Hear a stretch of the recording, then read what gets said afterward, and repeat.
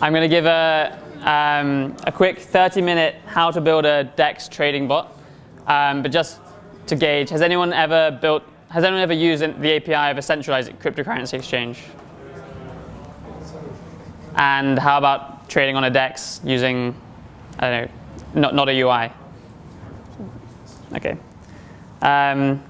So just quickly, first of all, to give an introduction of DeversiFi. So currently, we're a decentralized exchange on mainnet Ethereum, settling every single transaction using 0x protocol. So a user can place an order, and once it gets matched with someone else, it gets settled in an individual transaction.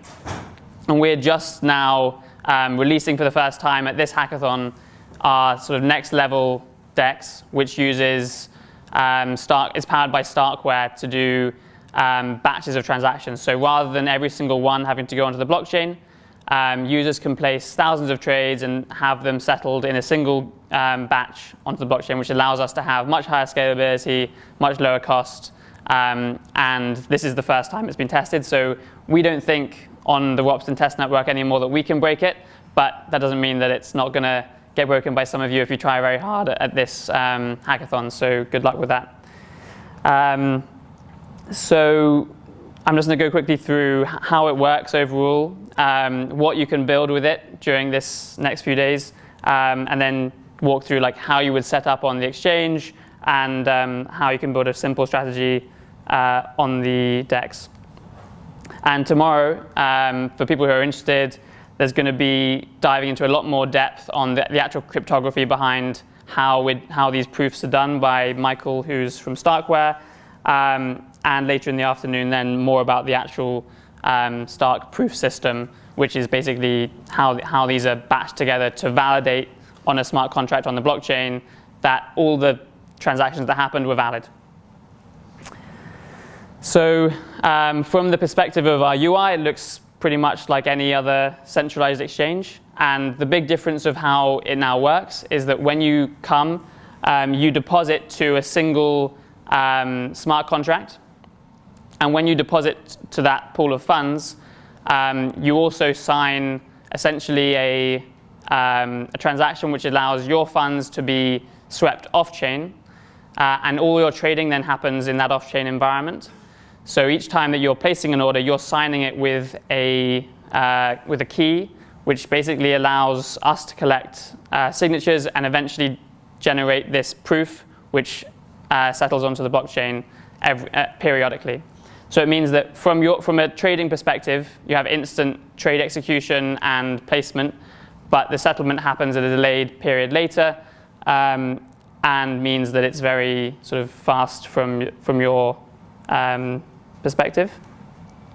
So features-wise, it means that you get the benefit of no trade being able to take place without you having signed specific permission for it. Your funds are fully controlled by you in your own wallet, and there's a whole host of wallets that you can use. And you don't have any risk from the exchange or from any counterparty that you're trading with, unlike on a centralized exchange. But you also get performance and high speed, and you also get privacy on your transactions. So unlike most DEXs where you can be front run on the blockchain, your trades here are invisible to anyone else, and it's only at the point of depositing and withdrawing that your funds are associated with your address again on Ethereum. So just very basically the way that happens is that these transactions are batched together, and so the cost essentially of each batch it doesn't scale with the numbers of transactions. So if you can put 10,000 trades into one batch, the cost is very, very low per trade, and therefore the fee can also be very low. So there's a few prizes over the weekend for building using these APIs on the Whopston test network. We're looking for anything innovative and that's using the complete function or as much functionality as possible of the exchange. In particular, dashboards helping to visualize the funds locked in the contract, is particularly given that now the data is presented in a very different way. So unlike most DEX aggregators and most DeFi monitors, increasingly apps like this are going to be taking place with a lot of off-chain data. And so there need to be other ways of reading and displaying that data for DeFi monitors. And the other case we're really interested in is that there's quite a bit of new cryptography involved here, particularly because a new curve is being used for signing and hashing data, which is more efficient for these Stark proofs. And so we're interested in anyone who can have a look at that and start to help integrate new wallets to support trading on here. One of the other really interesting ones is combining this with flash loans. So because of the way that the funds are held when they're on the exchange and deposited, it's relatively simple, in theory, to write a flash loan wrapper around the deposit contract here to allow those funds to be used while they're also in use on the exchange. So yeah, just a couple more ideas along those lines. All of these would be interesting projects. So integrating to trade with leverage via the deposits mechanism into the exchange, adding unsupported wallets, the dashboard, smart contract funds, where because of the way that it works, you can have quite easily a multi-sig wallet trading on the exchange, which isn't as simple on a lot of other DeFi protocols. So now I'm going to go into a bit more detail about how it works in practice for people who might want to use it. So the first thing is around keys and authentication. So particularly, we've essentially split fund management and trading keys. So you have two keys, which if you chose to could be the same. The first is your Ethereum key, and that can be an externally owned account. It can be a hardware wallet. It can be a multi-sig contract, actually, rather than a key.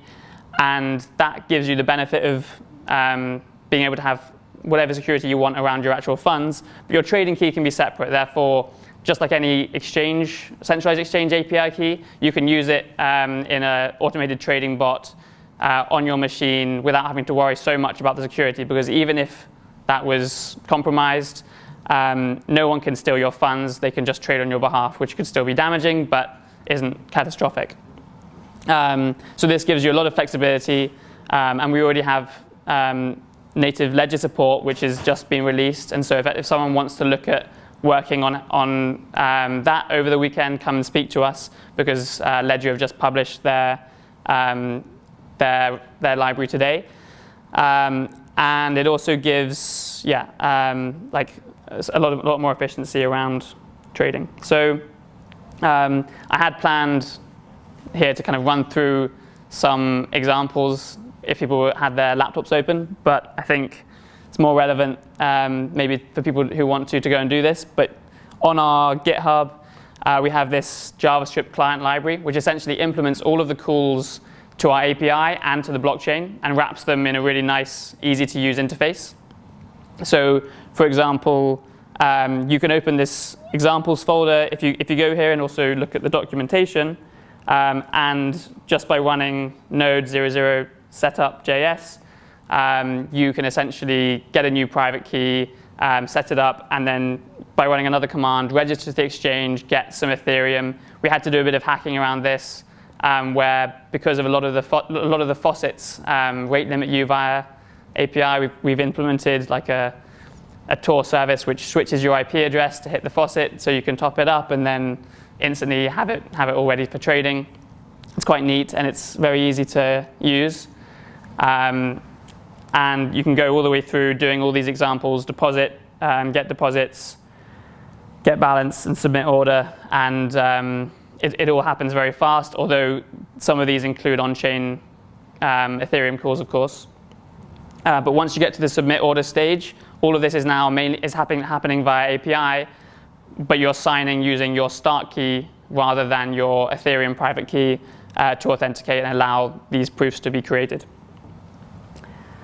For getting market data, there's also some examples that we've published, but you essentially can also get WebSocket data, which is a big advantage compared to a lot of DEXs where you're either reading on-chain or you may be reading from a REST API. What that means is that you can essentially subscribe to a WebSocket feed of price information, which could be changing very quickly, and react to that, placing your orders, and therefore create much more advanced and much more interesting trading strategies than you'd be able to do on most decentralized exchanges. So if you're looking to build anything, please come and speak to us about the WebSocket API, which we can give any tips on using. So in terms of writing a strategy, we've published this repository, which has like an example, a very, very simple sort of 300-line market-making strategy, which I'm sure anyone here could exploit if they tried. And essentially, you're using two libraries. One is our DVF client.js library, and then also we're using here the Bitfinex API node library, which is another JavaScript library for handling the WebSocket data in a really nice way. And then essentially, this is all setup information, but we connect with an inferior URL to the Ropsten blockchain, we have our Ethereum and Stark private keys, and then start to subscribe to the DeversiFi order book feed. And this essentially is just saying that if we get if the mid price of the order book changes at any point, we basically record what the new bid and ask is, so the best price that anyone's willing to buy and the best price that anyone's willing to sell, and then update our own order to always be the best bid. And so this will constantly try and make sure it's the best bid in the market, and if it finds it's not, it'll update.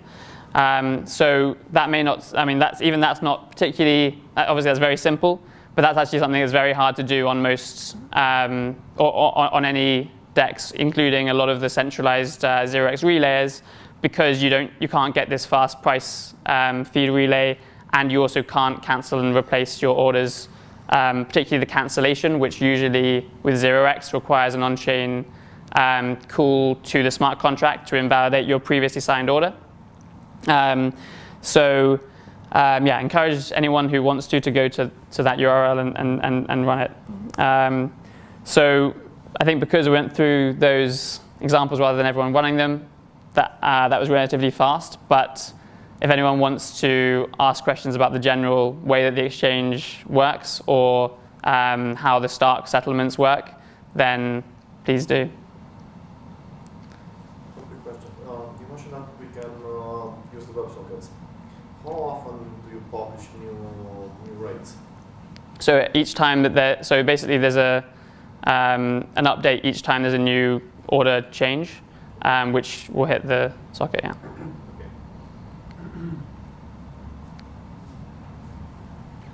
How does your platform sort of compare to, say, DYDX or DDX? Are they quite similar?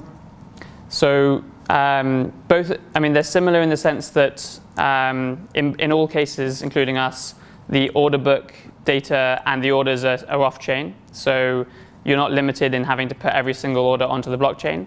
But both of those are similar to the way that our current sort of production system operates, in that when trades do occur, they have to go onto the blockchain individually, which means that it's fine at relatively small numbers of transactions, but you pay an Ethereum transaction cost every time you want to settle one of those.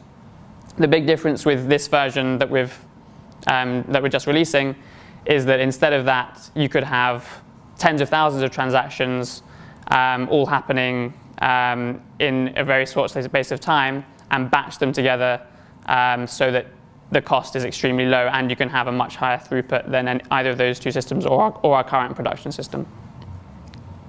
So effectively, you're netting all the trades and sort of selling them every minute. Yeah. So rather than having a record of every single transaction, we're able to prove that at the end of this period, this is the new state of balances, and every transaction that was included, although we haven't recorded them onto the blockchain, was a valid transition. So we've netted them all together and created this proof that the new state is also valid.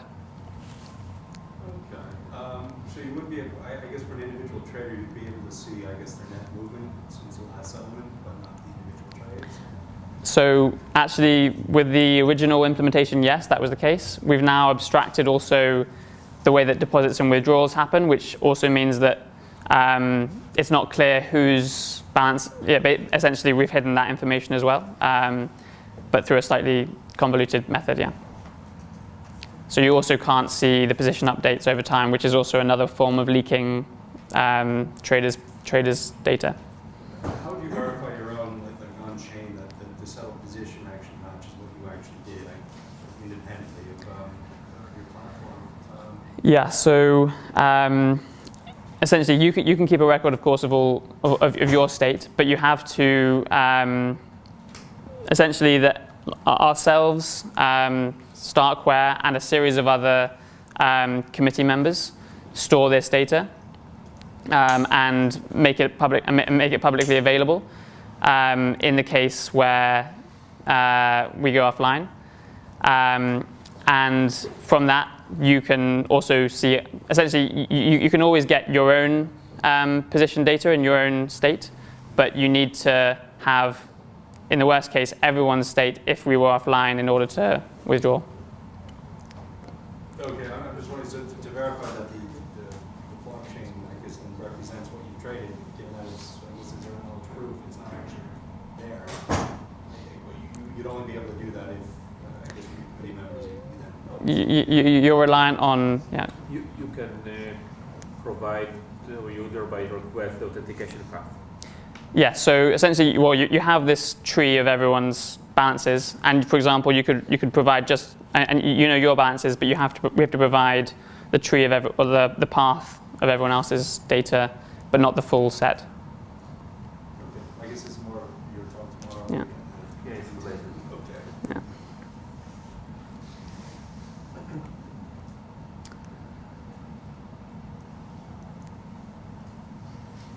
Yeah. Any other questions? How many assets do you have available for trading on the platform? So this version isn't yet on the mainnet Ethereum, but there's 4 different assets that are traded over this weekend on the Ropsten test network. In theory, because of there's not really any limitation imposed here, so the number of assets will be likely very high in the long run. Okay, because I know DYDX only have 3 of these. Just wondering if you can have a bit more. Yeah, the nice thing is that you have the ability to have multiple markets, but also you can reduce the trade size, for example, which is usually quite high on most platforms like DYDX, for example, because you're paying for you're paying the same amount there, no matter what the trade size is for settlement. Whereas here, the settlement is just dependent on time, essentially. So we want to have as many transactions as possible, and they can be as small or as large as possible without really changing the economics of it.